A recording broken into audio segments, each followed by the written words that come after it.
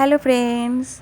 তো কদিন আগে আমরা আর দিদি জামাইবাবুরা মিলে পুরীতে ঘুরতে গিয়েছিলাম, তো তারই একটা ভিডিও করে রেখে দিয়েছিলাম। সেই ভিডিওটাই তোমাদের সাথে আজ শেয়ার করছি।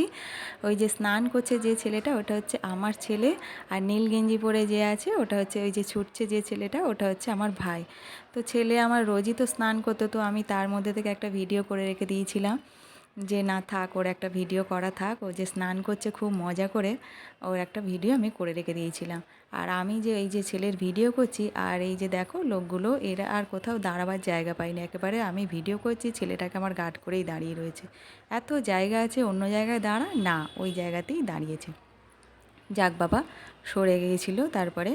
তো দেখো এই যে স্নান করছে। পুরীর সমুদ্রটাকে সবাই একবার দেখে নাও। আর পুরীর সমুদ্র তো সবারই ভালো লাগে, আমার তো খুবই ভালো লাগে পুরীর সমুদ্র। পুরীতে গেলে যেন মনে হয় পুরীর এই সমুদ্রের কাছেই বসে থাকি সবসময়। আমরা আর কোথাও যাই না, কোনো সাইট সিনে যাই না, আমরা এই পুরীর সমুদ্রের কাছেই আমরা সন্ধ্যা থেকে পুরো বসে থাকি। সকালবেলাও চলে যাই, তারপর স্নান করি। খুব ভালো লাগে আমাদের। পুরীর যে ঢেউটা যে আসছে আর ওর যে একটা আওয়াজ, সেটা শুনতে খুব ভালো লাগে।